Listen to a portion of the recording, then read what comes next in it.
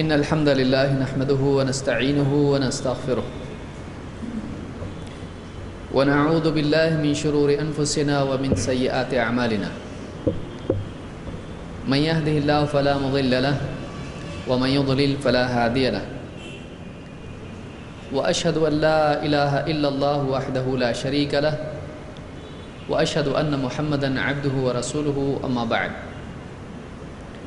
فإن خير الحديث كتاب الله وخير الهدي هدي محمد صلى الله عليه وسلم وشر الأمور محدثاتها وكل محدثة بدعة وكل بدعة ضلالة وكل ضلالة في النار۔ پچھلے درس میں وضو کے مسائل اور ان مسائل میں سر کے مسح تک ہم پہنچ چکے ہیں۔ ابھی وضو پورا مکمل نہیں ہوا ہے۔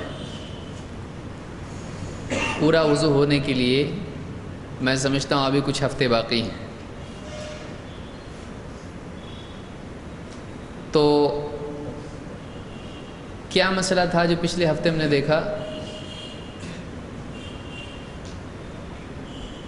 میں ان سے پوچھ رہا ہوں جو پڑھ کے آئے ہیں، جو نہیں پڑھ کے آئے ہیں وہ جواب ہی نہ دیں۔ ہاں،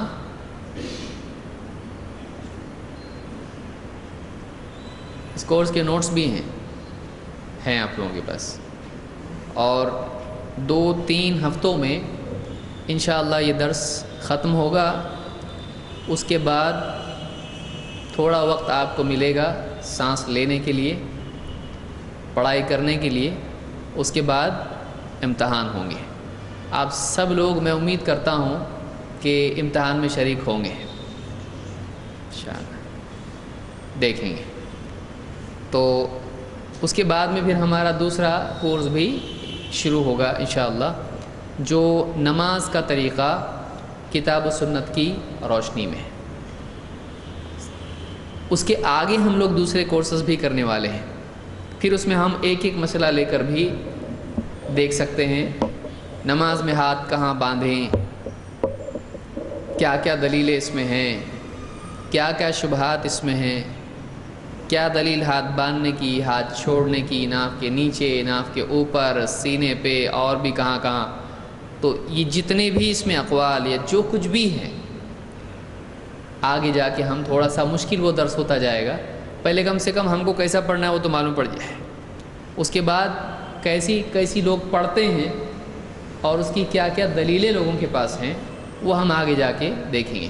اس کے بعد انشاءاللہ اور بھی دروس بہت سارے آنے والے ہیں آگے، اور بہت ممکن ہے ہم ایسے بھی دروس لیں، جیسے مثال کے طور پر عمدۃ الاحکام یا اسی طرح سے بلوغ المرام، اس میں سے کوئی ایک باب، یا اسی طرح سے بخاری۔ بعض لوگوں نے بخاری دیکھی بھی نہیں ہے، تو ایسا ہوتا ہے بعض اوقات سے۔ تو بخاری میں سے کتاب العلم مثلا، بخاری میں سے کتاب التوحید۔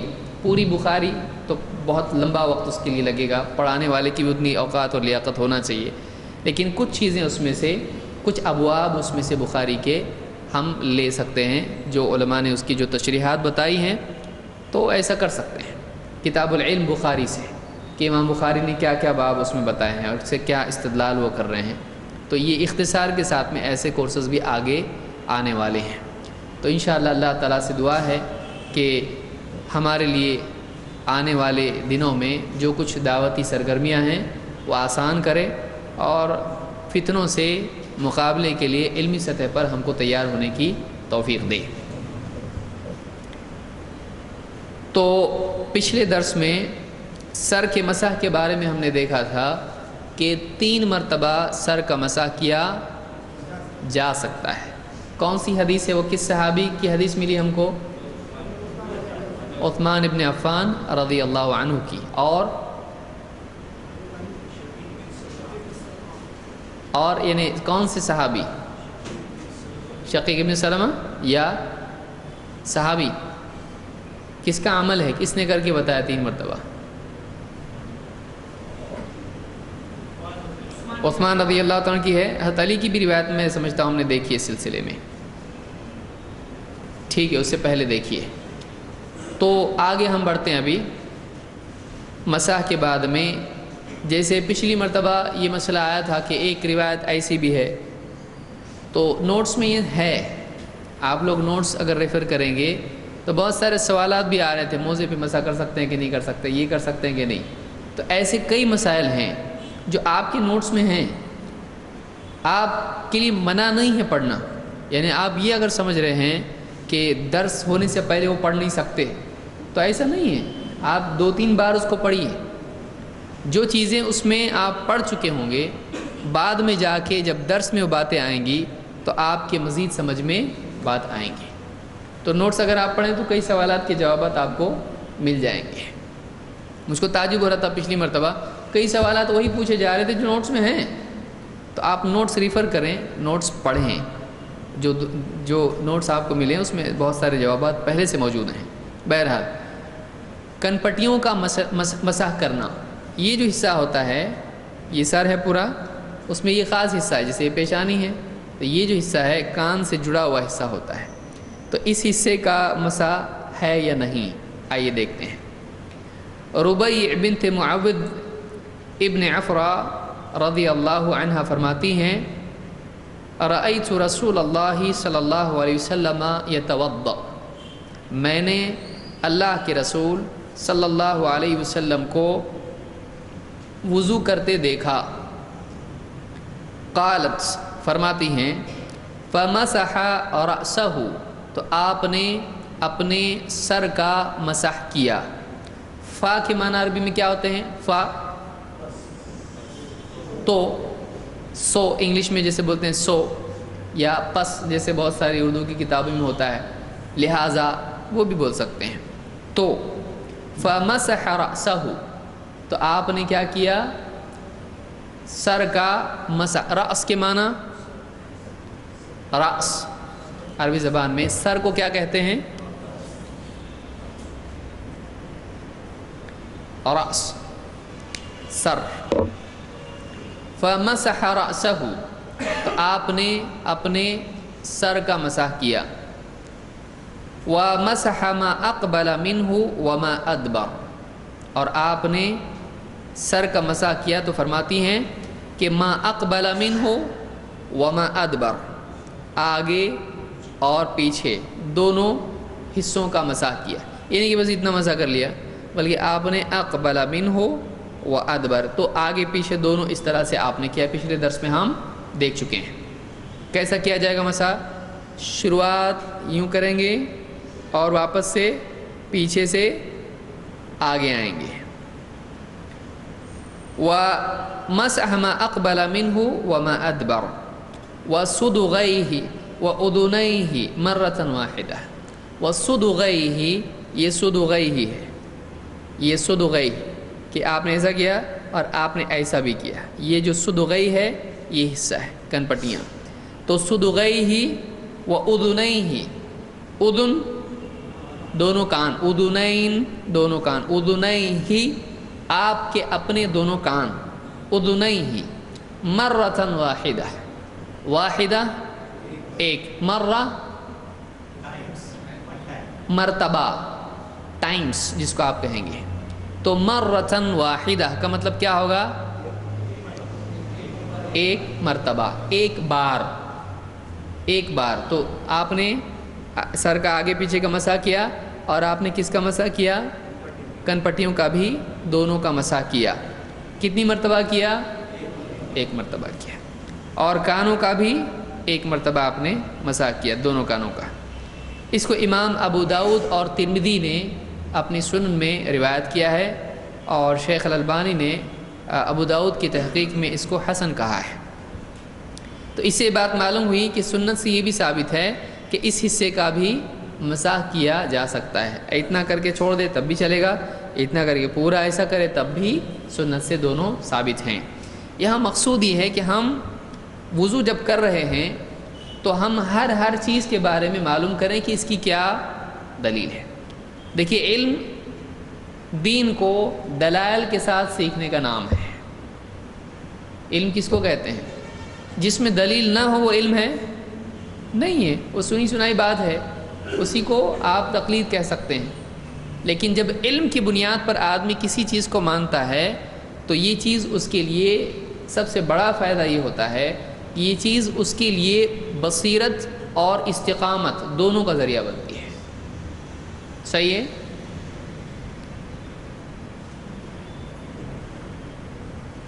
نہیں سنے نہیں یا سمجھا نہیں؟ کون بتائے گا کیا بولا میں نے ابھی؟ اب آپ کو دروس میں اس کی بھی مشق کرنا ہے کہ جو بات آپ سن رہے ہیں تو وہ پنکھے کے ساتھ نہ ٹکرائے، ٹیوب کے ساتھ نہ ٹکرائے. کبھی ایسا ہوتا ہے پنکھا، ہاں یہ پنکھی اتنی یہ کیوں بند رکھی یہاں سے، ٹرسٹیوں سے بات کرنی پڑے گی. دھیان آپ اگر دیتے ہیں تو باتیں آپ کے ذہن میں رہیں گی. کبھی کبھی ایک جملہ ہوتا ہے جو بہت اہم ہوتا ہے. کیا جملہ تھا ابھی آپ ڈسٹرب اور ہو گئے کیونکہ آپ یاد رکھے ہوئے بھی چھوڑ دیے ہیں. ہاں، علم انسان کے لیے بصیرت و استقامت کا ذریعہ ہوتا ہے، ایسا جملہ تھا وہ.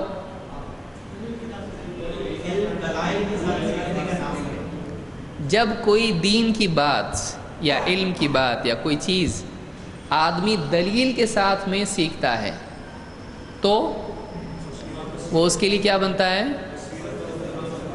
کیسا؟ مطلب صحیح ہے کہ نہیں؟ پہلے یہ بتاؤ آپ یہ جملہ. اور یہ دو چیزیں کیوں بیان ہوئی یہاں پہ؟ کیونکہ کوئی جملہ ہوتا ہے واقعی بامعنی ہے، وقتی طور پہ کچھ بھی بول دیا ایسے چلتا، واقعی وہ جملہ اس کا مطلب ہونا چاہیے کچھ. بصیرت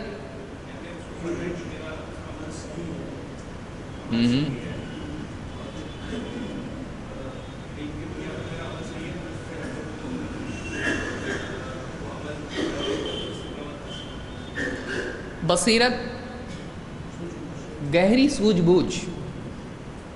ایک ہے بصارت آنکھ سے دیکھ رہا، بصیرت گہری سمجھ کہ ایک آدمی ان ڈیپتھ اس کو سمجھ رہا ہو بات کو. تو دلیل جب سامنے ہوتی، ایسا کیوں کرتے آپ، وہ فلاں ہم کو باپ دادا کرتے ہیں ہمارے ایسے ہی کرتے، تو اس کو معلوم ہی نہیں ہوتا میں کیوں کر رہا ہوں ایسا. کئی لوگوں کو آپ پوچھئے فاتحہ کیوں دیتے ہیں، آپ یہ کیوں کرتے ہیں، ان کو معلوم نہیں ہوتا ہے. لیکن آپ کے سامنے حدیث ہے، آپ کو معلوم ہے ہمارے نبی صلی اللہ علیہ وسلم ایسا کرتے تھے، اس کی یہ حدیث ہے اور یہ الفاظ ہیں حدیث کے. دیکھیے اس لفظ کا یہ مطلب ہوتا ہے، اس میں اذنین کا لفظ آیا ہے، دونوں کان کیوں؟ اس لیے کہ یہ لفظ آیا ہے. تو ایک آدمی جب اس کے سامنے دلیل ہوتی ہے تو گہرائی کے ساتھ میں اس میں غور کرنا بھی اس کے لیے کیا ہو جاتا ہے؟ آسان ہو جاتا ہے. اور آنے والے کوئی شبہات اگر سامنے ہوتے ہیں تو الفاظ اس کے سامنے ہیں. اگر کوئی آدمی کہے کہ کان کا مسح کیوں کرتے 2 بار یا 3 بار، یا دونوں کان کا کیوں کرتے ہو، ایک ہی کان کا کرنا چاہیے. اب کسی آدمی کو دیکھا ہو کہ نانا جان کا مسح اس نے سیکھا ہے تو بس وہی سوچے گا اب کیا معلوم، ہمارے نانا 2 کان کا مسح دونوں کان کا کرتے تھے، ہم نے وہی دیکھا، اور ان کو دیکھ کے ہمارے اماں جان کرتے تھے اور دادا جان کو دیکھ کے ابو جان کرتے تھے. یہ اس کے پاس دلیل ہے، اس کے پاس بصیرت نہیں ہے.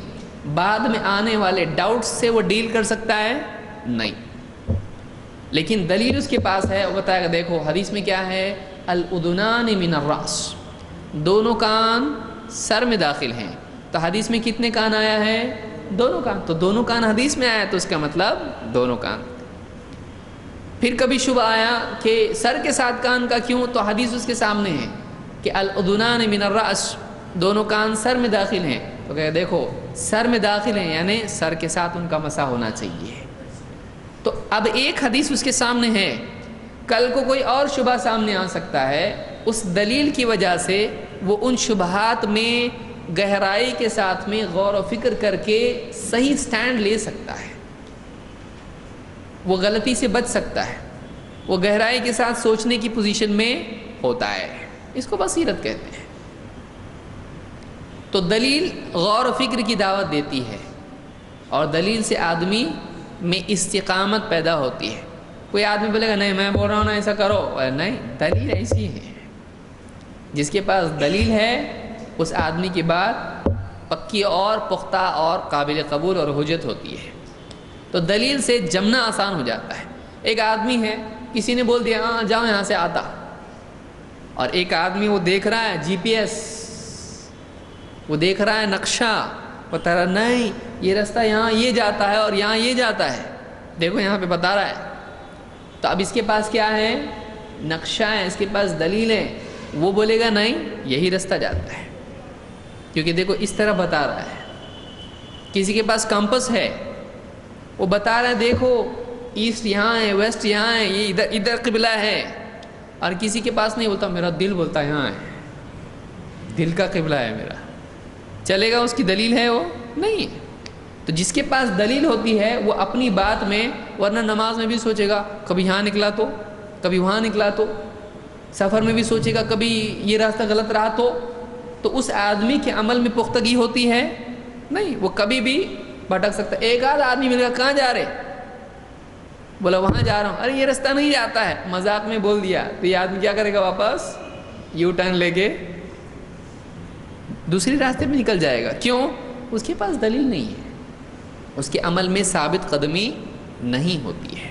لہٰذا ہم یہ کوئی آدمی بول سکتا ہے اتنا چھوٹا وضو، اس کو اتنے ہفتے لگا رہے، ہم نے کب وضو کرنا؟ تو آپ کو یہ بات سمجھنا چاہیے کہ وضو آپ کر رہے ہو، لیکن اس کے جتنے اجزاء ہیں ان کے بارے میں دلائل آپ کو اگر معلوم ہوتے ہیں، کل کو کوئی آدمی آ کے کہے گا کہ یہ غلط ہے تو آپ اس کو بتا سکتے نہیں. ہم نے حدیث پڑھی ہے، ہمارے نبی صلی اللہ علیہ وسلم نے پانی لیتے وقت میں آپ نے برتن میں ہاتھ ڈبویا تھا. صحابہ نے بھی آپ کی طرح جب وضو بتایا انہوں نے بھی برتن میں ہاتھ ڈالا تھا. لہٰذا تمہارا یہ بولنا غلط ہے کہ برتن میں پانی نہیں ڈال سکتے. کیوں؟ ہمارے پاس کیا ہے؟ دلیل ہے. تو دلائل سے ایک انسان میں غور و فکر کرنے کی قوت پیدا ہوتی ہے، اور اس آدمی کے عمل میں پختگی اور ثابت قدمی، جس کو آپ استقامت، ثابت قدمی، اس کو ثبات بولتے ہیں، اس کو ثابت قدمی کہتے ہیں. تو اس میں ثابت قدمی پیدا ہوتی ہے دلائل کی وجہ سے. لہٰذا ہم یہ جو اتنا تفصیل سے دیکھ رہے ہیں ایک ایک چیز کی دلیل، جس میں بارہا احادیث ریپیٹ بھی ہوتی ہیں. دیکھیے پھر یہ مسا آ گیا اس میں، اور ایک مرتبہ مسا کیا، کانوں کا کیا، پچھلی حدیثوں میں بھی ہم نے دیکھا ہے. تو تکرار دلیل سے مزید مسئلہ اور مؤکد ہو جاتا ہے. ایک حدیث میں آیا ایسا کیا، دوسری حدیث میں آیا پھر وہی عمل، تیسری حدیث میں پھر وہی عمل، تو اس سے کیا ہو رہا ہے؟ عمل اور کیا ہو جاتا ہے؟ پکا ہوتا ہے کہ دیکھو کئی صحابہ نے یہ بات بیان کی. تو ایک تو یہ چیز پیدا ہوگی پختگی. مزید اس میں ایک چیز یہ بھی پیدا ہوتی ہے کہ ایک آدمی کا اطمینان ہوتا ہے کہ ہاں ہمارے دین میں ہمارے نبی صلی اللہ علیہ وسلم نے ایک ایک چیز سکھائی، اور صحابہ نے اللہ کے نبی صلی اللہ علیہ وسلم کی چھوٹی چھوٹی چیزوں کو امت کے لیے کیا کیا؟ محفوظ کیا. لہٰذا کوئی آدمی اگر یہ کہنے لگے اتنا باریک باریک کیا آپ دلیل جمع کرتے بیٹھے، تو یہ کس کے طریقے کی خلاف ورزی ہے؟ صحابہ.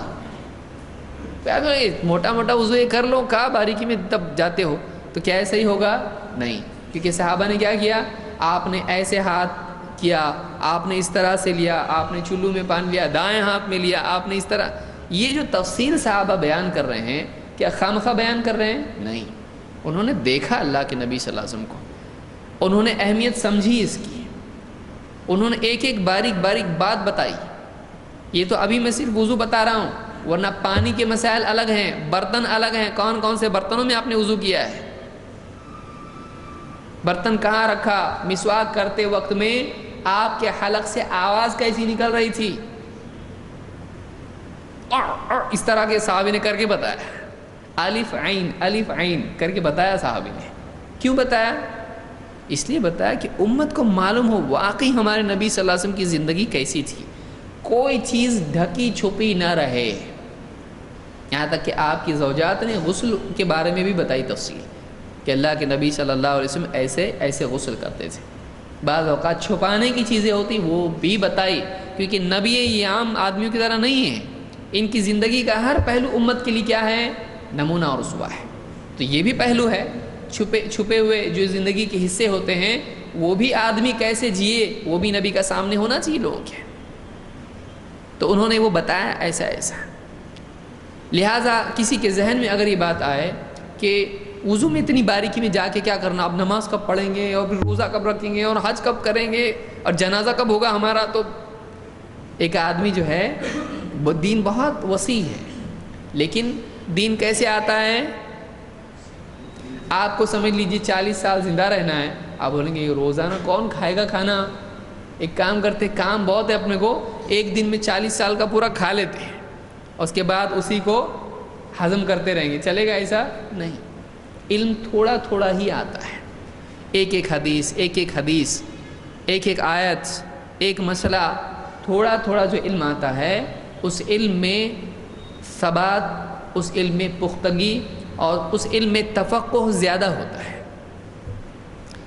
طالب علم کیسا ہوتا ہے؟ سب چاہیے، اب چاہیے، طالب علم کے اندر یہ ہوتا ہے، سب چاہیے، اور کب چاہیے؟ اب چاہیے، اور یہ چیز خود اس کے لیے رکاوٹ بنتی ہے۔ آپ زندگی کے، آپ کو یہاں سے مثلا وضو خانے تک جانا ہے، آپ سارے قدم ابھی چل سکتے؟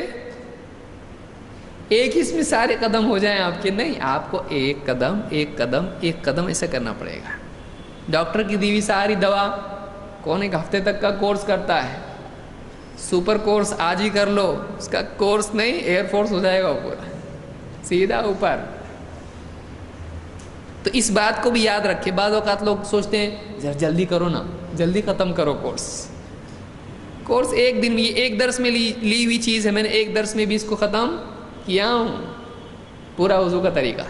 لیکن یہ جو ہماری مجلس ہے یہ کیسی ہے؟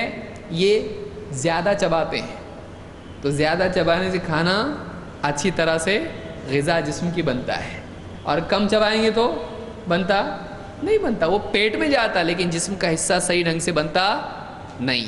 اسی طرح سے علم کی باتوں کو جب آدمی اچھی طرح سے سمجھتا ہے، غور و فکر اس میں کرتا ہے، تو اس میں یہ فائدہ ہوتا ہے کہ واقعی اس میں کئی باتیں سامنے آتی ہیں، تو اس کو یاد رکھیے۔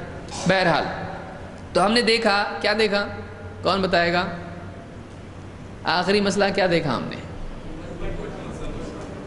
تو یہ کس سے حدیث آئی ہے؟ ربیع، اس طرح سے ربیع بنت عفراء۔ تو انہوں نے کہا کہ میں نے اللہ کے رسول صلی اللہ علیہ وسلم کو دیکھا، آپ نے مسح کیا اپنے سر کا آگے پیچھے، اور آپ نے اپنی دونوں کن پٹیوں کا اور دونوں کانوں کا ایک مرتبہ مسح کیا۔ اس کو ابو داؤد ترمذی نے روایت کیا ہے۔ دونوں پاؤں دھونا، مسح کے بعد کیا عمل ہے؟ گردن کا مسح نہیں آیا یہاں، اس لیے کہ گردن کا مسح کسی بھی صحیح حدیث سے یا حسن حدیث سے ثابت نہیں ہے۔ اس سلسلے میں 7-8 حدیثیں جو آئی ہیں وہ سب کی سب کیا ہیں؟ ضعیف ہیں۔ چونکہ ہمارے اس کورس کا مقصود یہ نہیں ہے کہ ہم ساری ضعیف روایت کا جائزہ لیں، لہٰذا اس کو میں نے حذف کر دیا ہوں۔ آگے جا کر جب ہم کوئی مستقل کتاب لے کر دروس دیکھیں گے، سنن ابی داؤد میں کتاب الطہارہ یا اس طرح سے آگے کریں گے، تو انشاءاللہ تب کی بات ہے یہ، ابھی وہ آگے بہت ٹائم ہے اس کو۔ عمر بن خطاب رضی اللہ تعالیٰ عنہ کی روایت، اس سے پہلے ایک روایت اور دیکھ لیتے ہیں، دونوں پاؤں کا دھونا۔ ابو ہریرہ رضی اللہ تعالیٰ فرماتے ہیں ان النبی صلی اللہ علیہ وسلم رأى رجلا لم يغسل عقبیہ فقال ویل ویل للاعقاب من النار۔ امام مسلم نے کتاب الطہارہ میں اس کو روایت کیا ہے۔ ان النبی صلی اللہ علیہ وسلم رأى رجلا، اللہ کے نبی صلی اللہ علیہ وسلم نے ایک شخص کو دیکھا، دیکھا، رجلاً ایک آدمی کو دیکھا، لم یغسل عقبیہ، اس نے نہیں دھویا تھا، عقبی اپنی ایڑیاں، پاؤں کا جو پیچھے کا حصہ ہوتا ہے اس کو کیا کہتے ہیں؟ ایڑی۔ تو آپ نے جب دیکھا اس کے پاؤں کے پیچھے حصے میں کیا ہے؟ سوکھا پن ہے۔ فقال ویل للاعقاب من النار، آپ نے فرمایا کہ ایسی ایڑیوں کے لیے جہنم کی آگ ہے۔ ویل کے معنی ہوتے ہیں بربادی، ہلاکت، ویل۔ تو ایسی جو ایڑیاں ہیں، کون سی؟ جس میں وضو کے سلسلے میں دھونے میں لاپرواہی برتی جائے، تو ایسی ایڑیوں کے لیے کیا ہے؟ جہنم کی آگ کی وعید ہے۔ اس حدیث سے کیا باتیں معلوم ہوئی؟ نمبر 1، ایڑی کو اچھی طرح سے دھونا چاہیے۔ اس کا حکم کیا ہے؟ اس کا حکم کیا ہے جب پوچھا جائے تو جواب یہ ہوگا واجب ہے، مستحب ہے، حرام ہے، مکروہ ہے، مباح ہے۔ کیا ہے؟ فرض ہے یا واجب ہے؟ فرض نہیں ہے نا؟ واجب اور فرض کیا ہے؟ ایک ہی ہے۔ تو اس سے معلوم ہوا کہ ایڑیوں کا دھونا واجب یا فرض ہے۔ ٹھیک، اور کیا معلوم ہوا؟ یعنی اگر نہیں دھوئے تو جہنم کی آگ کی وعید اس کے لیے ہے۔ تو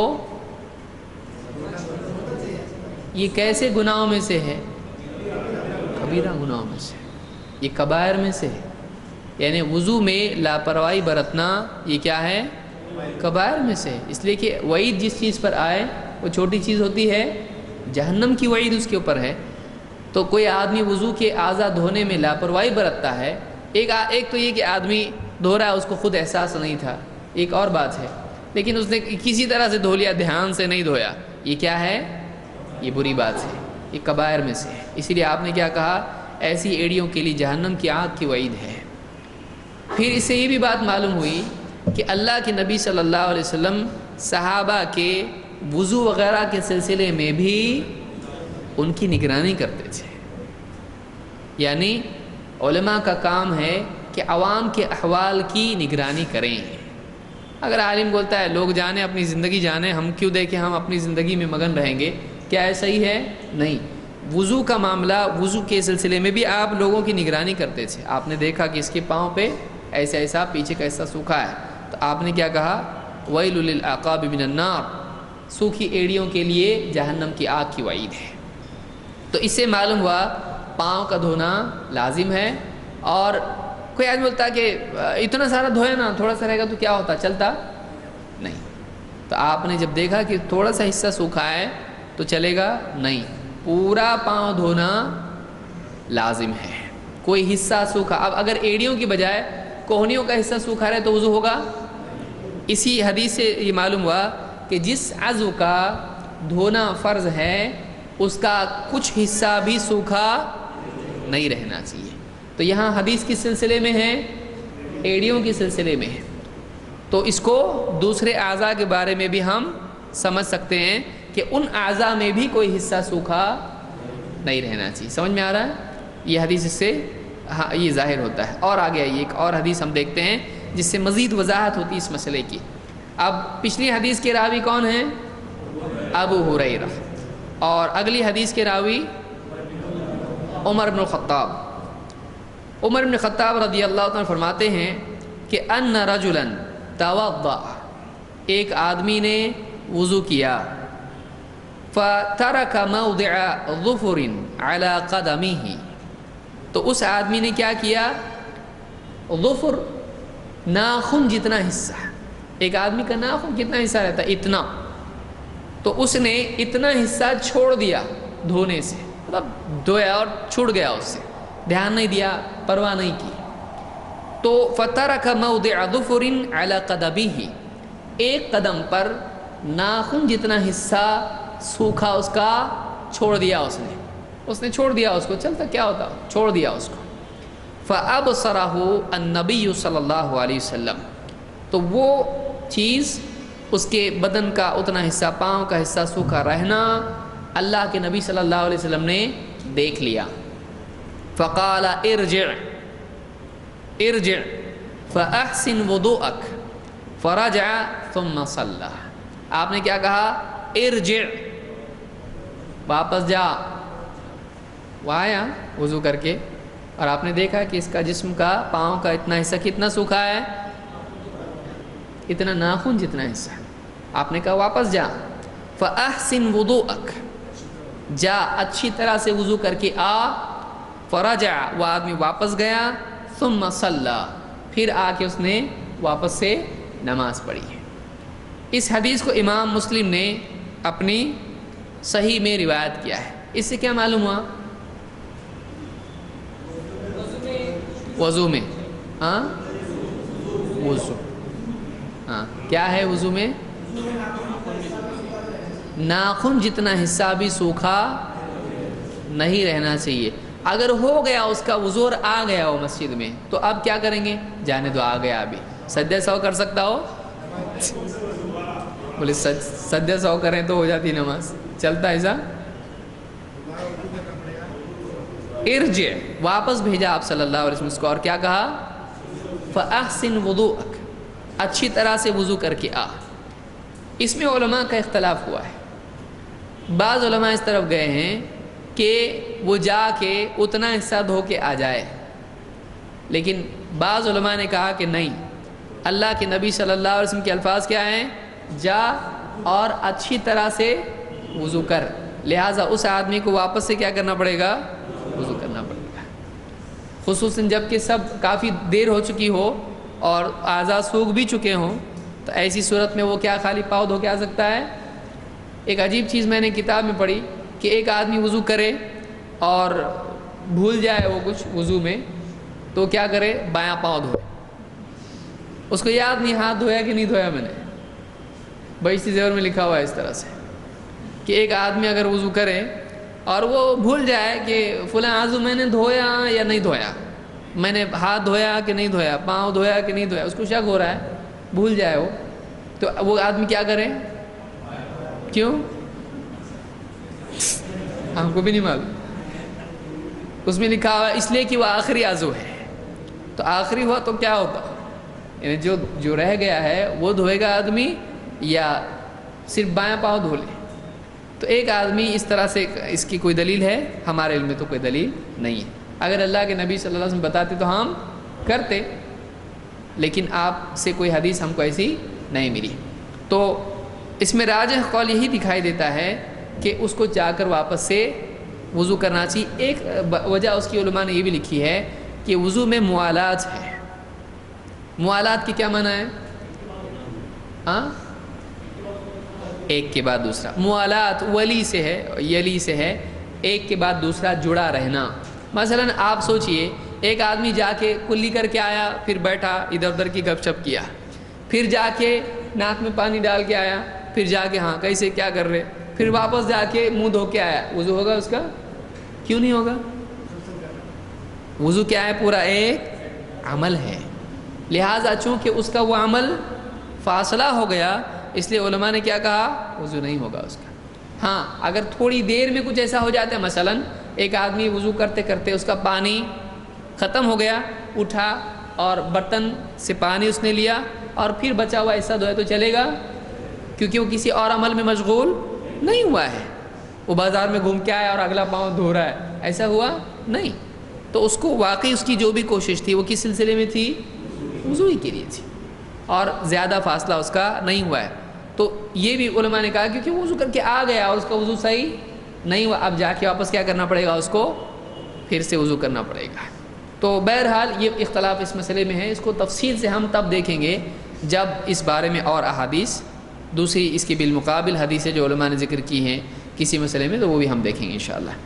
لیکن اتنا ہے، اس حدیث سے بات معلوم ہوئی کہ ایک آدمی کو وضو میں تمام اعضاء کا خیال رکھنا چاہیے کہ ایسا نہ ہو کہ کوئی عضو اس کا سوکھا رہ جائے۔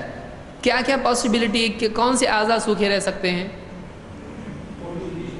کوہنی بھی سوکھی رہ سکتی ہے۔ بہت سارے لوگ یوں یوں یوں کرتے ہیں، پانی یہاں تک جاتا ہے لیکن کوہنی ٹھیک سے دھلتی نہیں ہے، ایڑیاں ہیں، تو یہ ایڑیاں اور کوہنیاں عام طور سے اس میں اس بات کا خدشہ رہتا ہے کہ وہ سوکھی رہ جائے گی، لہٰذا یہ کیوں ہو سکتا ہے ایسا؟ کیوں سوکھا رہ سکتا ہے؟ کیا وجہ ہو سکتی ہیں؟ لاپرواہی اور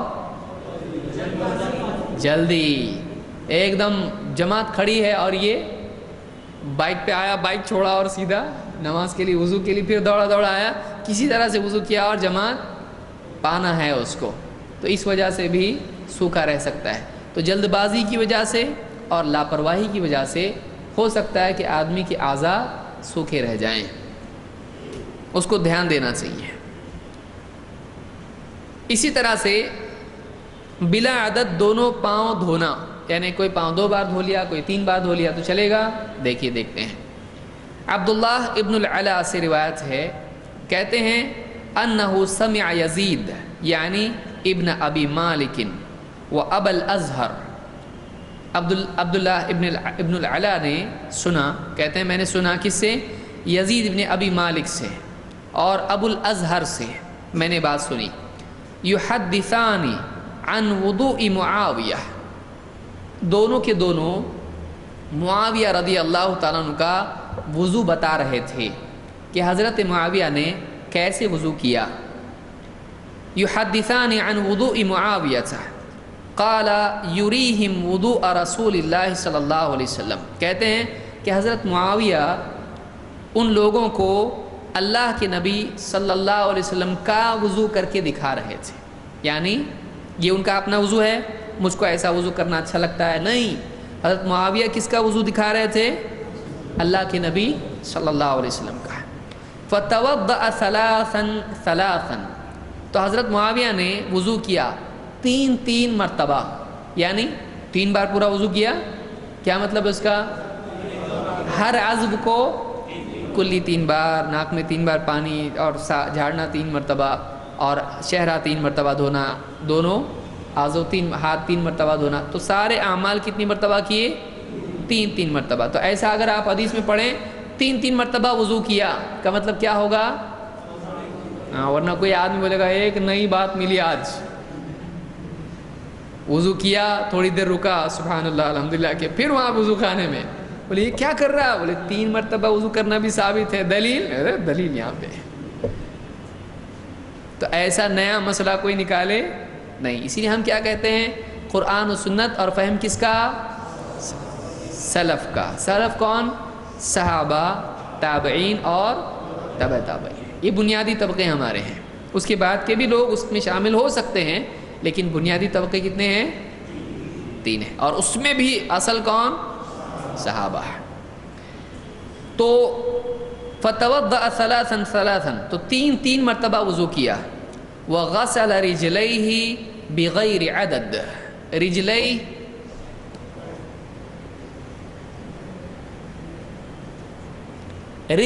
رجل کے معنی رجلیہ، لفظ کیا آ رہا ہے؟ رجلیہ، رجل قدم، فٹ جس کو کہتے ہیں آپ، یعنی جس میں آپ جوتا پہنتے ہیں اس حصے کو کیا کہیں گے؟ ٹخنوں تک ہوتا ہے، وہ ٹخنوں تک ہوتا ہے تو رجل اس کو کہیں گے۔ پورا پاؤں آپ کا، یہ پورا پاؤں ہے، گھٹنا بھی اس میں آ جاتا ہے، لیکن قدم جس کو آپ کہتے ہیں تو اس کو کیا کہتے ہیں عربی زبان میں؟ رجل، قدم بھی کہتے ہیں۔ تو دونوں رجلین دھوئے انہوں نے بغیر عدد، بغیر گنتی کے، یعنی کوئی گنتی کا لحاظ اس میں نہیں کیا۔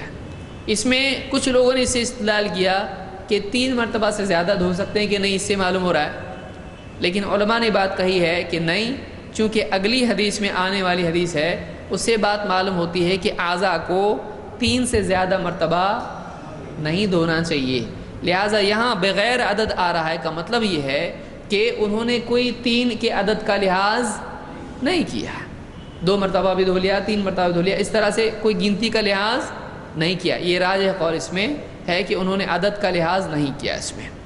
اس حدیث کو امام ابو داؤد، احمد نے اور دوسرے محدثین نے بھی روایت کیا ہے، یہ صحیح روایت ہے۔ تو کس صحابی کا عمل اس میں ہے؟ معاویہ رضی اللہ عنہ کا۔ کیا وہ اپنا عمل بیان کر رہے ہیں؟ یہ وضو کس کا ہے؟ جب کوئی صحابی یوں کہیں کہ دیکھو یہ عمل نبی کا ہے، میں کر کے بتاتا ہوں، پورا عمل ان کا جب دیکھا جائے گا تو اس کے تمام اجزاء کو کس کے ماننا پڑے گا؟ نبی صلی اللہ علیہ وسلم کا، کیونکہ وہ بول رہا ہے کہ دیکھو یہ نبی صلی اللہ علیہ وسلم کا وضو ہے، یہ نبی صلی اللہ علیہ وسلم کی نماز ہے، تو سارے اس کے جو اجزاء، ٹکڑے، جتنے بھی اعمال ہیں سب کس کے ماننے پڑیں گے؟ نبی صلی اللہ علیہ وسلم کے۔ تو یہ پاؤں دھونا ہم نے اس کی دلیل دیکھی۔ کبھی ایسا ہو سکتا ہے کہ ایک آدمی پاؤں دھونے کی بجائے اس پر مسح کرے، یہ کس صورت میں ہوگا؟ جب آدمی موزے پہنے ہوئے ہو، اور موزے کتنی قسم کے ہوتے ہیں؟ 2، ایک ہوتے ہیں چمڑے کے اور ایک ہوتے ہیں کپڑے کے۔ کپڑا تو چمڑا اور کپڑا، چمڑے کے موزے کو کیا کہتے ہیں؟ خفین. اس کو یاد رکھیے.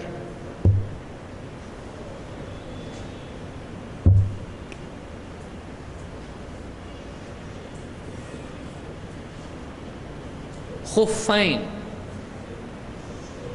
اور یعنی دو خف، دونوں اس کو خفین کہتے ہیں. اور کپڑے کے موزوں کو جوربین. جوربین. تو خفین چمڑے کے اور جوربین کپڑے کے. یہ اس کا فرق یاد رکھیے، جوربین خفین. آئیے دیکھتے ہیں کیا اس بارے میں مسئلہ ہے. ابراہیم حمام سے روایت کرتے ہیں، بال جریر ثم توضأ. جریر رضی اللہ تعالیٰ عنہ نے پیشاب کیا. بالا کے معنی عربی زبان میں کیا ہے؟ استنجا کرنا. اب ہمارے یہاں چھوٹا استنجا، بڑا استنجا بولتے ہیں اس کو. سادہ الفاظ میں کیا کہیں گے اس کو؟ پیشاب کرنا، تاکہ سمجھ میں آئے واقعی کیا ہے. تو بالا کے معنی عربی زبان میں پیشاب. پیشاب کو کیا کہتے ہیں؟ باول. پیشاب. اب کوئی آدمی کہے گا یہ کیا سکھا رہے مسجد میں بیٹھ کے؟ اب تو حدیث میں آئے تو کہاں اس کو، کہاں پہاڑ پہ جا کے پڑھیں گے آپ؟ بالا تو اس کو عربی زبان میں، بعض لوگ کہتے ہیں کہ خنزیر کا نام مسجد میں نہیں لینا چاہیے. تو قرآن میں اللہ نے لیا ہے. تراویح میں سب وضو کر کے پڑھتے ہیں، سنتے ہیں. تو مطلب جو چیز دین کی ہے، کبھی اللہ مکھی کے بارے میں بتائے گا، کبھی مچھر کے بارے میں. بتوں سے زیادہ اور کیا، اور ابلیس اور فرعون سے زیادہ ڈینجر کیا ہے؟ لیکن مسجد میں اس کا نام آئے گا کہ نہیں آئے گا؟ اور اس کا نام مسجد میں نہیں لینا. بعض لوگ رات میں سانپ کا نام نہیں لیتے، رسی بولتے ہیں اس کو. کہاں سے لائے یہ رسی؟ چلتی پھرتی رسی. وہ ایسا سمجھتے ہیں کہ اس کا نام لیے تو آ جائے گا. وہ آتا ہو نہیں، یعنی اس کا نام لیے تو آ جاتا. کوئی یعنی جنوین ہے، وہ جن بھی نہیں آتا. تو یہ بہت ساری خرافات لوگوں میں ہیں. تو ایک آدمی اگر دین کے مسائل بیان کرنے میں نجاست اور اس طرح کی چیز کا تذکرہ کرتا ہے، چاہے وہ مسجد میں ہو چاہے وہ حرم میں ہو، یہ ساری چیزیں نبی صلی اللہ علیہ وسلم کہاں سکھاتے تھے؟ مسجد نبوی میں. تو اس میں کوئی حرج نہیں ہے. ہاں بیہودہ بات کوئی آدمی کرتا ہے تو یہ جائز نہیں ہے، مسجد میں بھی نہیں اور باہر بھی نہیں. تو بال جریر ثم توضأ. جریر رضی اللہ تعالیٰ نے پیشاب کیا، پیشاب سے فراغت کی، اور اس کے بعد وضو کیا. ومسح على خفیہ. جب وضو انہوں نے کیا تو اپنے خفین پر مسح کیا. خفین پر مسح. خفین چمڑے کے موزے پر. فقیل تفعل هذا. لوگوں نے ان سے کہا کہ آپ ایسا کرتے، یعنی الفاظ کا وزن ایسے ہی ہے. تفعل هذا، ایسا کرتے آپ، یعنی موزے پہ مسح کرتے آپ پاؤں دھونے کی بجائے. فقال نعم. انہوں نے کہا کہ ہاں. دلیل کیا ہے؟ میرا دل بولتا ہے. دلیل سے دیکھیے، صحابہ سے ایک صحابی ہیں، دیکھیے اس میں طریقہ علم کا کیسا ہوتا ہے. لوگوں نے پوچھا یہ کیا کر رہے ہیں آپ، ایسا کرتے آپ چمڑے کی موزے پہن کے مسح کرتے؟ یعنی لوگوں میں معروف کیا ہے، قرآن میں آیت کیا ہے، وضو میں کیا کرنا ہے تم نے؟ وَامْسَحُوا بِرُؤُوسِكُمْ وَأَرْجُلَكُمْ إِلَى الْكَعْبَيْنِ. ارجلکم کس کے ساتھ جڑا ہوا ہے؟ دھونے کے ساتھ یا مسح کے ساتھ؟ دھونے کے ساتھ. تو پاؤں تو دھونا چاہیے. تو آپ کیا کر رہے ہیں ابھی چمڑے کے موزے پر؟ تو گویا کہ جو آدمی سوال پوچھ رہا ہے اس کو ایسا لگ رہا ہے کہ یہ کس کے خلاف جا رہا ہے؟ قرآن کے خلاف. قرآن میں مسح کا ذکر ہے؟ نہیں ہے. دیکھیے قرآن میں نہیں ہے اور حدیث میں ہے. تو بہت سارے لوگ کیا کہتے ہیں، قرآن میں تو ایسا ہے اور تم حدیث بتا رہے امام کے پیچھے پڑھنا چاہیے. قرآن میں کیا ہے؟ وَإِذَا قُرِئَ الْقُرْآنُ فَاسْتَمِعُوا لَهُ وَأَنصِتُوا لَعَلَّكُمْ تُرْحَمُونَ. جب قرآن پڑھا جائے تو اس کو غور سے سنو اور چھپ رہو تاکہ تم پر رحم کیا جائے. ہم حدیث بتا دیں بھئی یہ حدیث ہے. اللہ کے نبی صلی اللہ علیہ وسلم فجر کی نماز میں آپ نے دیکھا سنا لوگوں کو نماز میں وہ قرأت کر رہے ہیں. آپ نے پوچھا شاید تم امام کے پیچھے پڑھتے ہو؟ انہوں نے کہا کہ ہاں ہم جلدی جلدی پڑھتے اللہ کے رسول. آپ نے کہا مت کرو ایسا سوائے سورہ فاتحہ کے. تو اب جب یہ حدیث بیان کی جاتی تو بولتے قرآن بڑھا کہ حدیث بڑھی. قرآن میں کیا ہے؟ مت. قرآن زیادہ پاورفل ہے نا. اللہ بڑھا کیا رسول. اب ایسا بھی پوچھنے والا پوچھے تو کوئی بھی مسلمان ہے وہ کیا کہے گا؟ اللہ بڑا ہے بھائی. یعنی ہر زمانے کے مسلمان کیا بولتے آئے؟ اس کو کوئی دلیل نہیں بھی ملی تو بولے گا اذان میں اللہ اکبر ہے، نماز میں بھی کیا ہے؟ اللہ اکبر ہے. لیکن کیا یہاں پر کون بڑا ہے کا مسئلہ ہے؟ رسول کہاں سے بیان کر رہے ہیں؟ اپنی طرف سے اللہ کی طرف. اور اللہ کی بات قرآن پہنچانے والا کون؟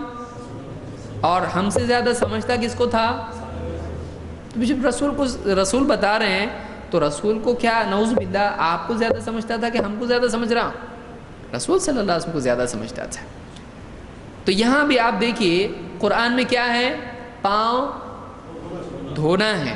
لیکن قرآن میں یہ نہیں بتایا گیا ہے کہ موزے پہننے کی حالت میں دھونا ہے یا موزے نہیں پہننے کی حالت میں دھونا ہے. قرآن اس حدیث سے ٹکرا رہا ہے. کوئی آدمی بولے ارے تو قرآن ٹکرا رہا حدیث سے. کیا ٹکرا رہا ہے؟ قرآن نے ایک حالت میں بتایا کہ پاؤں دھونا ہے، تو حدیث میں پاؤں نہیں دھونا ایسا ہے؟ نہیں ہے. حدیث میں بھی پاؤں دھونا ہے. اس سے پہلے کی حدیث ہم دیکھے پاؤں دھویا. لیکن حدیث میں ایک اور حالت کے بارے میں بتایا گیا ہے جو قرآن میں نہیں ہے. وہ کون سی حالت ہے؟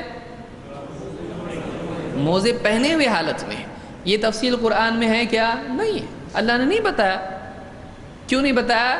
تاکہ لوگ رسول سے اور ڈیٹیل پوچھیں، تاکہ لوگ رسول سے معلوم کریں کہ اس مسئلے میں اور کچھ قاعدے ہیں کیا. بالکل ہیں. کہ قرآن میں ہی نہیں بتایا کتنا دھو، اگر سوکھا رہ جائے تو کیا کرو، نہیں بتایا گیا قرآن میں. قرآن میں بس بتایا گیا پاؤں دھونا ہے. اب ڈیٹیل کون بتائے گا اس کی؟ اللہ کے رسول صلی اللہ علیہ وسلم. اس کی دلیل قرآن میں خود موجود ہے. اللہ نے کیا فرمایا؟ وَأَنزَلْنَا إِلَيْكَ الذِّكْرَ لِتُبَيِّنَ لِلنَّاسِ مَا نُزِّلَ إِلَيْهِمْ وَلَعَلَّهُمْ يَتَفَكَّرُونَ. اے نبی، ہم نے یہ نصیحت کی کتاب قرآن آپ کی طرف نازل کی ہے تاکہ آپ لوگوں کو واضح طور پر بتا دو کہ ان کے رب کی طرف سے کیا نازل ہوا ہے. تو معلوم ہوا کہ رب کی طرف سے جو کچھ نازل ہوا ہے وہ اصلاً کیا ہے، ایکچولی وہ کیا ہے، اس کا کیا مطلب ہے، یہ کون بتائے گا؟ رسول. تو یہاں بھی پاؤں دھونے کا مسئلہ جو وضو میں ہے اس کو وضاحت سے کون بتائے گا؟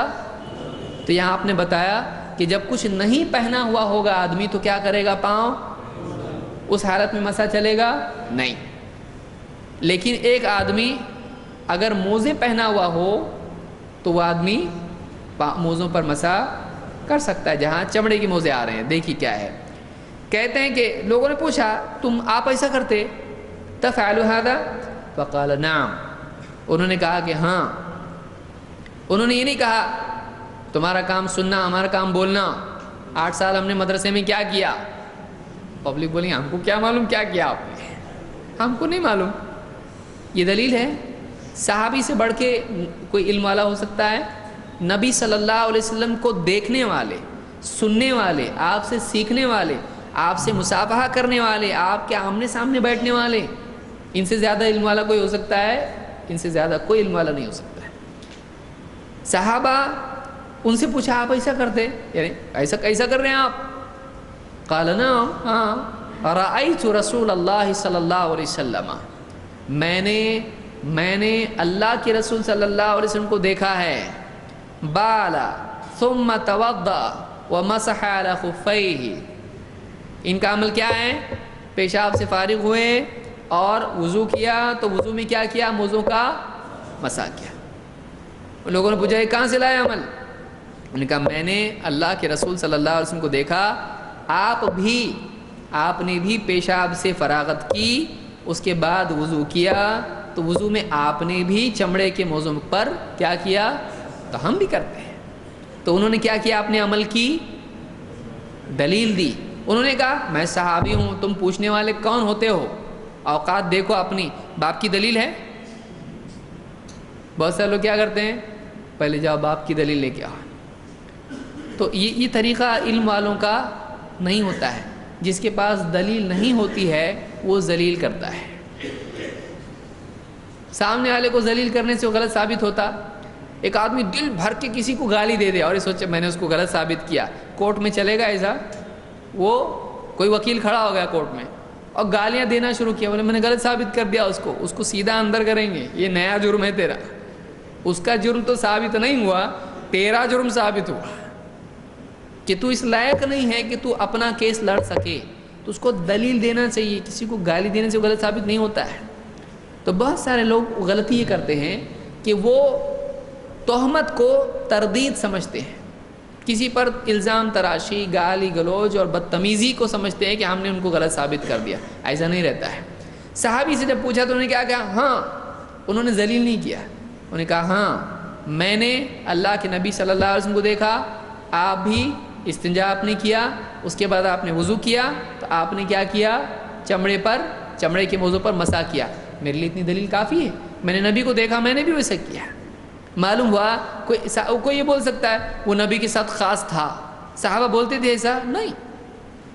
ہم نے نبی صلی اللہ علیہ وسلم کو ایسا کرتے دیکھا تو ہم نے ایسا کیا. بہت سارے لوگ کیا ہوتے ہیں, ہو سکتا بڑھاپے میں ایسا کیا ہو سکتا ہے آپ کی طبیعت خراب ہو سکتا ہے کچھ بھی نہیں ہو سکتا ہے یہ سنت ہو. بھائی آپ ہاتھ ٹیک کے اٹھنا ہے جیسے سنت ہے یہ, تو اب لوگ کیا کہتے ہیں, ہو سکتا ہے بڑھاپے میں ایسا آپ نے کیا ہو سکتا ہے صحابہ اس زمانے میں نعوذ باللہ بت رکھ کے آتے ہوں. کسی کو کہیں آپ کے ابو بت رکھ کے آتے ہیں, کتنا غصہ آئے گا اس کو. میرے باپ کے بارے میں ایسا بولتا ہے, میرا باپ کچھ مشرک تجھ کو دکھتا ہے, بت رکھ کے آئے گا میرا باپ. اس کو اگر بولیں کہ اس کا باپ دیکھا جائے واقعی تو اس کو الف با تا بھی ڈھنگ سے نہیں آتا ہوگا, لیکن نبی صلی اللہ علیہ وسلم کے صحابہ کے بارے میں بول رہا ہے, وہ صحابہ بت رکھ کے آتے تھے. آپ بتائیے کیسے؟ اور اللہ کے نبی صلی اللہ علیہ وسلم رفع الیدین کر رہے ہیں, تو کیا نعوذ باللہ آپ بھی بت رکھتے تھے؟ بت گرنے کے لیے بہت سارے بولتے ہیں بت اس زمانے میں لوگ رکھ کے آتے تھے, لہٰذا وہ بت گرانے کے لیے آپ نے کیا کیا؟ رفع الیدین سکھایا. ارے اتنا مشکل بتوں کی مسجد میں انٹری آپ کرنے دیں گے؟ آج کے دور میں اگر ایسا لوگ کرنے لگیں, سمپل طریقہ کیا ہے اس کا؟ 2 آدمی باہر کھڑے کر دیے, آتے وقت چیکنگ کریں گے ان کی, ہے کہ وہ چل نکل باہر, لا جمع کر دو اس کے. یہ ایزی طریقہ ہے. آنے دو اندر, پڑھنے دو نماز میں بت لے کے, یہاں اتنا وہ بیٹھ رہا اور دیکھ رہا بھی نہیں کوئی اس کو, نہیں وہ باہر سے ایسا آ رہا. کامن سینس آدمی کو, چلیے نقل نہ صحیح کم سے کم عقل تو ہو. مسافہ بھی کر رہا ہے, ایسا کر رہا, بت ہے یہاں پہ ایک دم سیکرٹ کچھ تو بھی لے کے آ رہا ہے. نماز میں جانے کے بعد رفع الیدین ہونا چاہیے.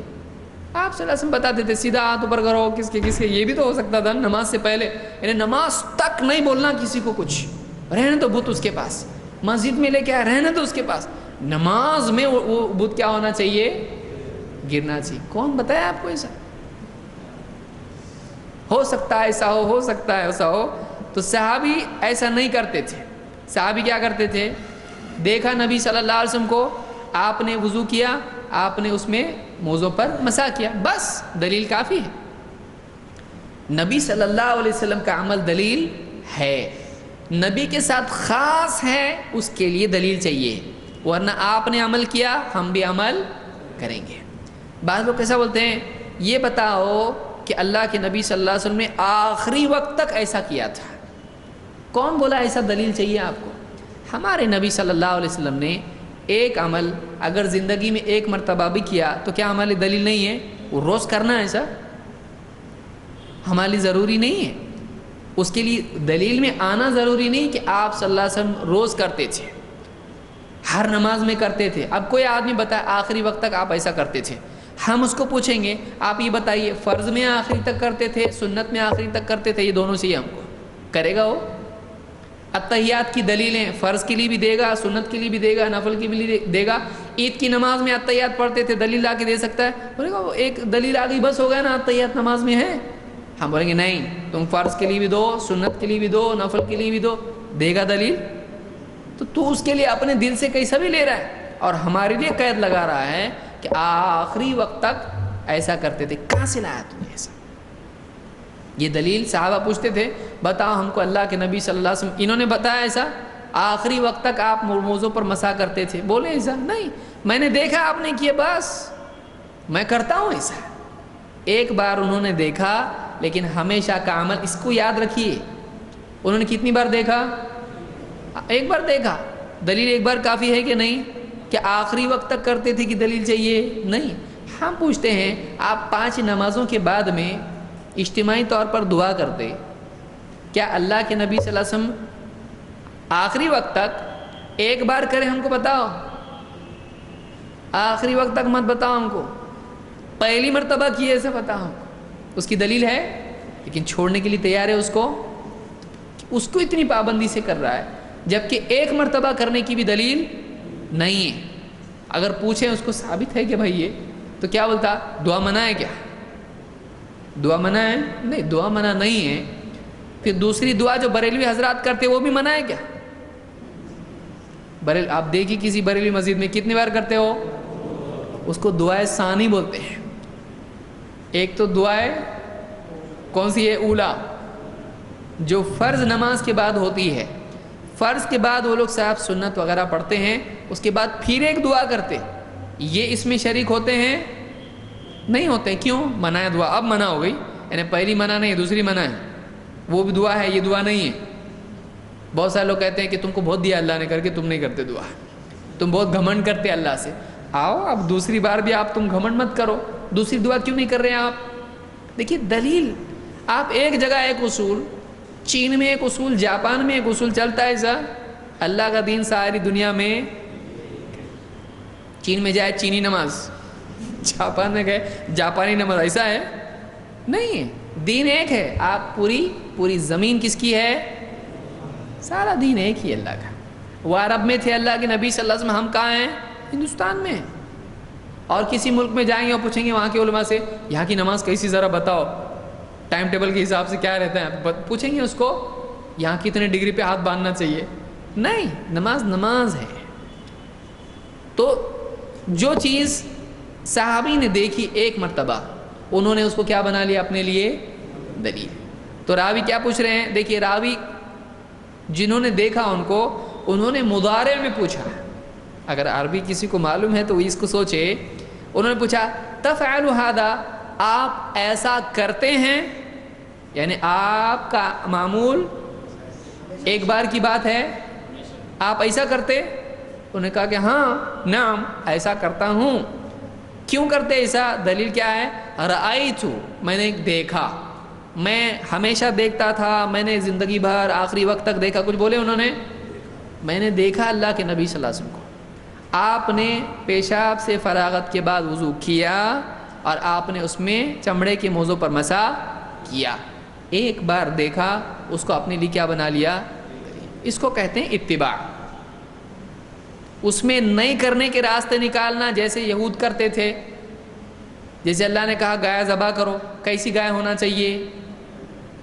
ایسی ہو, عمر کیا ہو, رنگ کیسا ہو. فَذَبَحُوهَا وَمَا كَادُوا يَفْعَلُونَ, اللہ نے کہا ذبح کیا تو صحیح انہوں نے, لیکن کرنے جیسے نہیں تھی. ایسا کر رہے تھے کہ نہ کرنے کی نوبت آئے. تو یہ سنت پر عمل نہ کرنے کے لیے روڑے پیدا کیے جانے ہیں. ایسی دلیل بتاؤ, مکہ میں بتاؤ, سن 2 ہجری میں بتاؤ, 9 ہجری میں بتاؤ, اس طرح کی قیدیں لگانا. تو پھر آپ بتائیے نبی صلی اللہ علیہ وسلم نے جس سال میں جو عمل کیا ہے اس کے بعد وہ عمل ہو سکتا ہے کہ نہیں ہو سکتا؟ اسی سال میں عمل کریں گے آپ؟ ہم کو تو عمل زندگی بھر کے لیے ہے, چاہے ایک مرتبہ آپ نے عمل کیا ہو. تو کہتے ہیں کہ میں نے دیکھا اور آپ نے موضوع پر مسح کیا. قال الاعمش, اعمش راوی ہیں حدیث کے. قال الاعمش, اعمش کہتے ہیں قال ابراہیم, ابراہیم یہ ان سے اوپر کے راوی ہیں, غالباً ابراہیم النخعی ہیں. قال ابراہیم کان یعجبہم هذا الحدیث, سلف کو یہ حدیث بہت ہی پسند تھی. اس حدیث سے سلف بہت خوش ہوتے تھے. کیوں؟ لأن اسلام جریر کان بعد نزول المائدہ, اس لیے کہ جریر رضی اللہ تعالیٰ عنہ کا اسلام سورہ مائدہ کے نزول کے بعد تھا. اس کو امام البخاری مسلم دونوں نے روایت کیا اور الفاظ مسلم کے. کیوں؟ کیا مطلب اس کا؟ ہاں تو ٹھیک ہے ہجرت کے بعد تھا تو کیا ہوا اس سے؟ یہاں کیا بول رہے ہیں؟ جریر رضی اللہ تعالیٰ عنہ نے جو موضوع پر مسح کیا, ان کا اسلام لائے، کب لائے؟ بعد المائدہ، سورہ مائدہ کے نزول کے بعد۔ تو کیا ہوا اس سے؟ آپ پہلی شروع میں آیت اگر دیکھیں گے وضو کی، یا ایھا الذین آمنوا اذا قمتم الى الصلاة فاغسلوا وجوہکم وایدیکم الى المرافق وامسحوا برؤوسکم وارجلکم الى الکعبین، تو پاؤں دھو اپنے کہاں تک؟ ٹخنوں تک۔ پاؤں کے دھونے کا حکم کون سی صورت ہے وہ؟ سورہ مائدہ۔ اور یہ اسلام لائے کب؟ مائدہ کے بعد۔ تو وہ آیت پاؤں دھونے کی آ چکی تھی کہ نہیں؟ اس کے بعد اللہ کے نبی صلی اللہ علیہ وسلم نے کیا کیا؟ موزوں پر مسح کیا۔ یعنی یہ منسوخ عمل ہے؟ نہیں ہے۔ یعنی کوئی آدمی کہہ سکتا ہے، ہو سکتا ہے کہ یہ موزوں پر مسح کرنا پہلے رہا ہو، بعد میں جب پاؤں دھونے کا حکم آیا تو وہ کیا ہو گیا ہوگا؟ منسوخ، کیونکہ قرآن میں کیا ہے؟ پاؤں دھو۔ تو مسح کرنے کا حکم تب تک نہیں آیا تھا، پھر آیت آئی، ہو سکتا ہے مسح کرنا پہلے رہا ہو، پھر قرآن میں پاؤں دھونے کا جب حکم آیا تو وہ حکم کیا ہو گیا؟ اب کینسل، ایبروگیشن جس کو آپ کہتے ہیں، منسوخ ہو گیا۔ تو کیا ایسا ہی ہے؟ نہیں۔ تو اس سے کیا ثابت ہوا کہ اس کے بعد بھی اللہ کے نبی صلی اللہ علیہ وسلم نے پاؤں پر، موزوں پر مسح کیا ہے۔ تو اس سے معلوم ہوتا ہے کہ یہ عمل منسوخ نہیں۔ تو کیا پاؤں دھونا منسوخ نہیں ہوا؟ یہ بات کا ہے نا؟ ارے بھائی وہ ٹھیک ہے، وہ اس کا ناسخ نہیں ہے، لیکن موضوع پر مسح کرنے سے وہ منسوخ نہیں ہوا؟ نہیں، قرآن میں دلیل ہے، لیکن وہ تو پچھلی آیت ہے نا، یہ بات کا عمل ہے۔ تو کیا آپ بولتے دیکھیں، دھونے کی بھی تو دلیل ہے بھائی، دھونے کی بھی دلیل ہے۔ یعنی ایسا نہیں کہ پاؤں دھونا ہی منسوخ ہو گیا تو ہم کیوں دھو رہے ہیں، مطلب موزے سب پہن کے آنا چاہیے گھر سے۔ پاؤں دھونے کا بھی عمل ہے اور موزوں پر مسح کرنے کا بھی عمل ہے، کوئی کسی کا ناسخ ہے نہیں ہے۔ ہاں ناسخ کو آپ تقیید کے معنی میں لیتے ہیں تو آپ کہہ سکتے ہیں کہ وہ حکم عام ہے، اس کی ایک صورت یہ بھی ہے کہ موزوں پر مسح کرنا بدل بن جاتا ہے۔ اچھا یہ بتائیے کہ دھونا ہے پاؤں اور اوپر سے اگر آدمی موزے پہن کے مسح کر لے تو یہ مسح کرنا کیا بدل ہو جائے گا پاؤں دھونے کا؟ سوال پھر سے سنیے، پوچھنے کے انداز سے آدمی سوچتا جواب اس کا کیا ہوگا، وہ مت سوچیے، انداز مت دیکھیے پوچھنے کا، سوال پہ دھیان دیجیے۔ کیا ایک آدمی موزوں پر مسح کرتا ہے، کیا یہ پاؤں دھونے کا بدل ہے؟ پاؤں دھونے کا بدل ہے کیا؟ بدل ہے؟ بدل نہیں، ہاں بدل نہیں ہے۔ بدل کس کو کہتے ہیں پہلے یہ بتائیے؟ سبسٹیٹیوٹ جس کو آپ کہتے ہیں، اس کی بجائے یہ چل جائے گا، یہ اس کو مت آنے دو، یہ دے دو ہم کو، اس کی بجائے یہ دے دو، تو یہ اس کا بدل۔ مان لیجئے آپ کو بدل پہلے سمجھا تھا، اس کے بعد مسئلہ آپ بتاؤ مجھ کو۔ آپ نے کسی سے کہا کہ ایک آدمی یہ ڈبہ اٹھانے کے لیے بھیجو، بکسا باکس اٹھانے کے لیے بھیجو، اس نے ایک آدمی بھیجا، کہا کہ نہیں وہ آدمی مجھ کو چاہیے، میرے یہاں بھی اس کا کام ہے، یہ کام کا آدمی ہے، میرا کام رک جائے گا اس کی وجہ سے، میں دوسرا آدمی اس کے بدلے بھیجتا ہوں۔ تو یہ کیا ہوا؟ دوسرا آدمی پہلے کا بدل ہوا۔ تو بدل سمجھا آپ کو؟ ٹھیک ہے، اب میں پھر پوچھتا ہوں، کیا موزوں کا مسح کرنا پاؤں دھونے کا بدل ہے؟ ہے؟ کون بولتا ہے؟ ہاتھ اوپر کرو، پھانسی نہیں ہوگی کسی کو، ڈرو مت۔ اور کون بولتا ہے نہیں بدل نہیں ہے؟ نہیں ہے۔ نہیں بولنے والوں کی کیا وجہ ہے اور ہاں بولنے والوں کی کیا وجہ ہے؟ نہیں کیا؟ ہاں نہیں، ہاں بتاؤ۔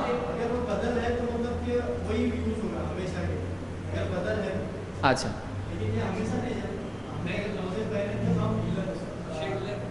ایک جواب یہ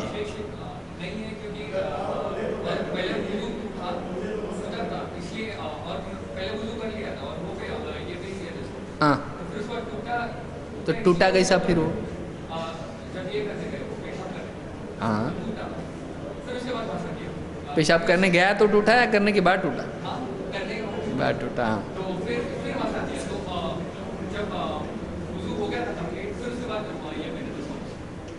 چلو نہیں سمجھا آپ کو سمجھا؟ اچھا مجھ کو نہیں واپس سے بول.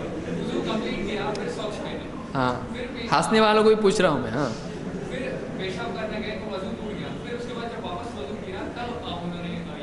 اچھا تو پاؤں موزوں پر مسح کرنا پاؤں دھونے کا بدل نہیں ہے.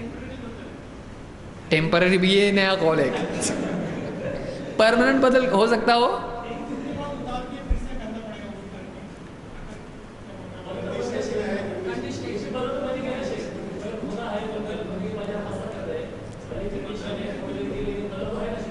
جو آدمی کو آپ بلا رہے کیا زندگی بھر کے لیے بلا رہے اس کو؟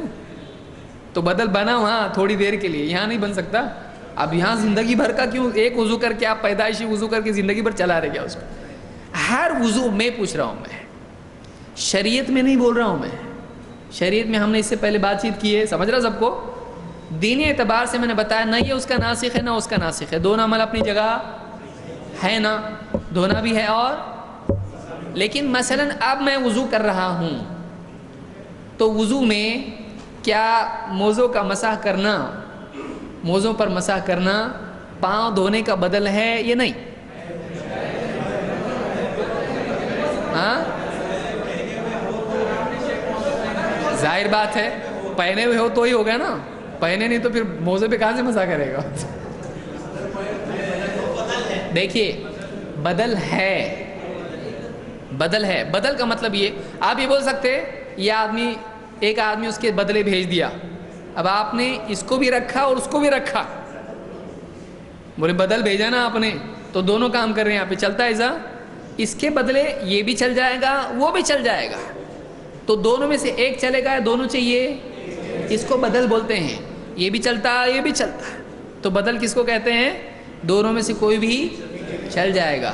تو ایک آدمی جب بے وضو ہے وہ, اب ایسا آدمی مثلا جیسے انہوں نے مثال دی, وضو کر کے پہنا تھا, اس کے بعد وضو ٹوٹا, وضو ٹوٹا کہ نہیں ٹوٹا, اب اس نے وضو کرنا ہے, تو کیا اس صورت میں پاؤں دھونے کا بدل اس کا بن جائے گا یا پاؤں دھونا باقی ہے اس کے اوپر ابھی بھی؟ بدل بن جائے گا. پاؤں دھونے کی ضرورت ہے اس کو مسح کرنے کے بعد نہیں ہے, تو کیا اس کا وضو ادھورا ہے؟ تو بدل بن گیا کا مطلب کام ہو گیا. کیا بول سکتے ہیں اس نے پاؤں نہیں دھویا, اس نے مسح کیا, اس کا وضو پرفیکٹ نہیں ہے؟ بول سکتے ہیں اس کا وضو کیا ہے, کوئی کمی ہے اس میں پاؤں نہیں دھونے کی وجہ سے, تو یہ اس کا بدل بن جاتا ہے. لیکن یہ ہاتھ میں موزے میں چلے گا ایسا؟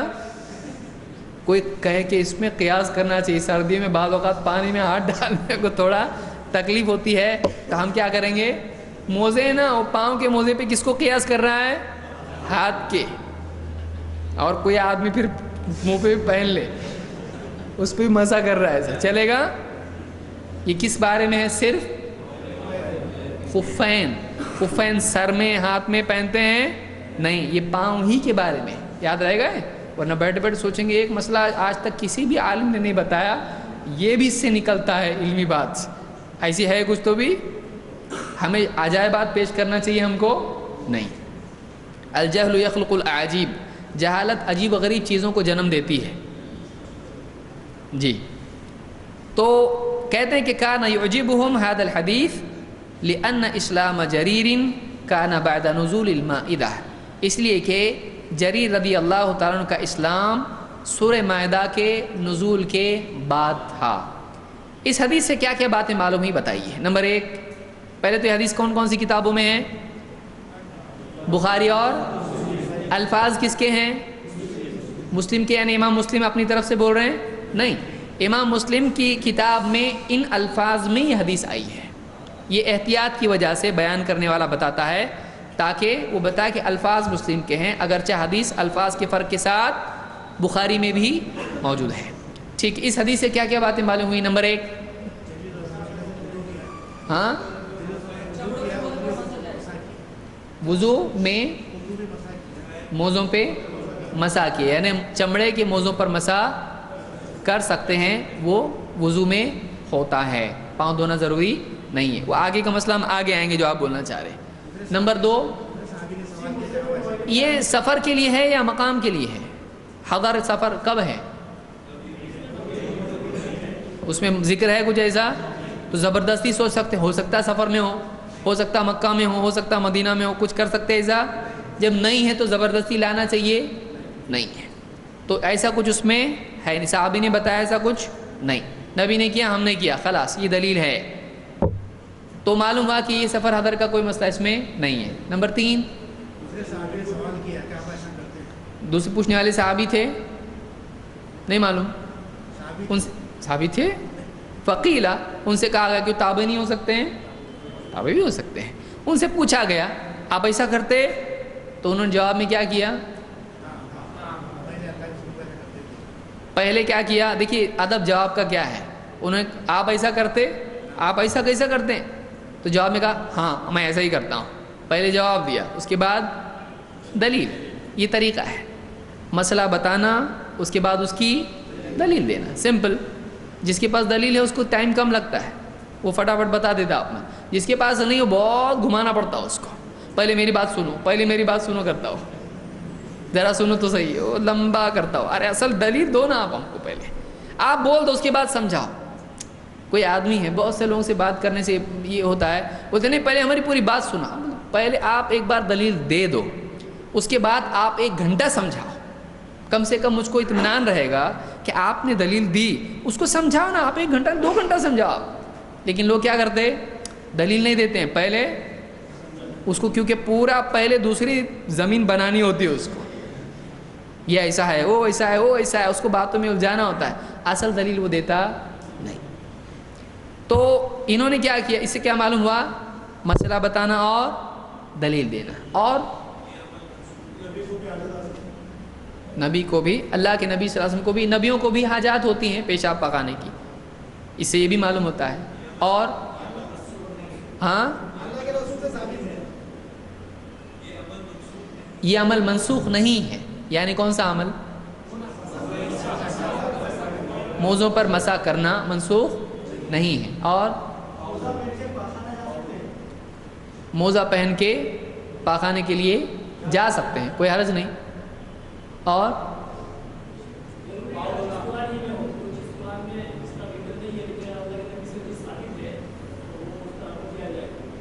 اس زمانے میں ان کو معلوم تھا قرآن میں یہ حکم ہے، تبھی تو بول رہے ہیں کہ ان کو بہت اچھا لگا، کیونکہ نزول مائدہ کے بعد کی چیز ہے، تو قرآن میں ان کو معلوم تھا کیا ہے، اسی لیے تو پوچھا۔ لیکن جب نبی کا عمل ملا تو انہوں نے اس کو رد کیا نہیں۔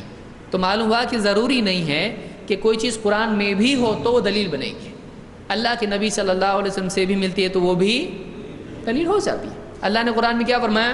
قل اطیعوا اللہ والرسول، اے نبی آپ کہو اللہ کی فرما برداری کرو، اور کہ خالی اللہ کی مانو۔ تو اللہ کا حکم کہاں ملے گا؟ قرآن میں، اور رسول پھر الگ سے بیان کیا نا اللہ نے، تو وہ رسول کی بھی ماننا ہم کو ہے۔ تو اللہ اور اس کے رسول کی دونوں کی دلیل ہے، دونوں دلیل ہیں۔ اور کیا معلوم پڑا اس سے؟ موزوں پر مسح کرنا پاؤں دھونے کا بدل ہے، اور اس میں ہے ہاں مسح علی خفیہ، اعلی اس معنی میں یعنی ضروری نہیں، لیکن ٹھیک ہے بول سکتے ہیں۔ ہاں مسح ایک بار کیا، جی اس سے یہ بھی معلوم ہے کہ مسح کی گنتی نہیں ہے، اگر گنتی نہیں ہے تو، اگر کوئی گنتی نہیں ہے تو کتنا پکڑنا چاہیے اس کو؟ 3 بار پکڑنا چاہیے۔ جیسے کوئی آدمی کہے انہوں نے آیا اور سلام کیا تو کتنے بولیں، کتنی بار کیا پوچھتا کوئی، تو کیا سمجھتا ہے اس سے؟ کھانا کھایا؟ ہاں کھایا، تو کیا سوچتے ہیں؟ ہو سکتا ہے 5 بار کھایا ہو، سوچتے ہیں ایسا؟ انسان کا کلام ہے، کسی چیز میں اگر گنتی نہیں ہے تو کتنا پکڑا جائے گا اس کو؟ ہاتھ دھویا، کھانا کھایا، پانی پیا، کوئی بھی عمل، کام پہ گیا، یہ کیا، کچھ بھی عمل میں جب تک کہ وہ اضافی اس میں گنتی نہیں بتاتا ہے، کتنا مانا جانا جائے گا؟ کیونکہ ایک ہی بولا اس نے، اب تک 2 بولا نہیں، تو ایک ہی کم سے کم مانا جائے گا۔ تو ایک اس میں ذکر ہے، 2 کا ذکر، 3 کا ذکر نہیں ہے۔ پھر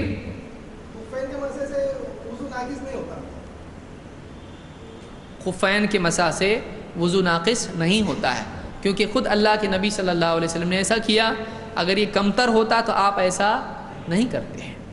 اور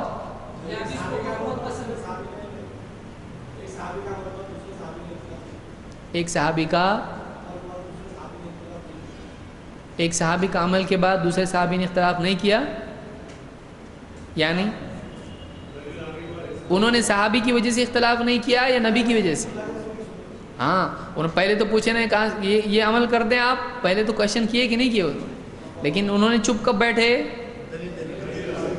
مطلب صحابہ سے بھی لوگ کیا کرتے تھے؟ دلیل مانگتے تھے۔ اور اللہ کے نبی صلی اللہ علیہ وسلم کا عمل ایک مرتبہ کے لیے کافی دلیل ہے، انہوں نے ایک بار دیکھا اور ہمیشہ کرتے رہے، تو اس سے ضروری نہیں کہ اتنی مرتبہ کیے تو اتنی مرتبہ ہی ہم کریں گے۔ اور دیکھیے ایک روایت ہے، ہسٹوریکل ایک تاریخی شہادت ہے کہ یہ کب ایمان لائے؟ سورہ مائدہ کے نزول کے بعد۔ تو اس سے معلوم ہے کہ سلف دیکھیے یہ بھی یاد رکھتے تھے، اور اس کا یاد رکھنا ضروری ہے کہ نہیں، کون کب اسلام لایا، زمانہ، ڈیٹ بیٹ یاد رکھنا، سب چیزیں ضروری ہے کہ نہیں ہے؟ کیا اس کا احکام پہ اثر پڑتا ہے؟ پڑتا ہے۔ اگر یہ بات یہاں معلوم نہیں ہوتی تو شبہ باقی رہتا، لیکن چونکہ ان کا اسلام کب لائے معلوم پڑا تو اس سے وہ شبہ بھی ختم ہو گیا۔ اس سے معلوم ہوا کہ حدیث کے راویوں خصوصاً صحابہ کے بارے میں ان کے ادوار کا معلوم رکھنا، یعنی راویوں کا دور یاد رکھنا، یہ کب اسلام لائے، کب پیدا ہوئے، کب وفات ہوئی، کب سفر کیے، کہاں سے کہاں گئے، تو یہ چیزیں بھی کیا اسلامی احکام میں اس کا اثر پڑتا ہے؟ پڑتا ہے، جیسے یہاں پر اثر پڑ رہا ہے، یعنی اس کے احکام میں اثر نہیں پڑتا ہے، احکام کے سمجھنے میں اس کی تاثیر ہوتی ہے کہ آسان ہو جاتا ہے بہت ساری چیزوں کا سمجھنا ہے۔ اوپر کے حصے میں مسح کرنا چاہیے، آگے آئے گا وہ انشاءاللہ۔ یہ پاؤں ہے مثلا تو اس طرح سے اوپر حصے میں مسح کرنا چاہیے، تو آگے وہ دلیل آئے گی، حضرت علی کی روایت ہے انشاءاللہ، اس پر کریں۔ ٹھیک ہے، آج کے لیے میں سمجھتا اتنا کافی ہے، اگلے درس میں ہم آگے مسائل اور انشاءاللہ دیکھیں گے۔ اقول قولی ھذا واستغفر اللہ لی ولکم۔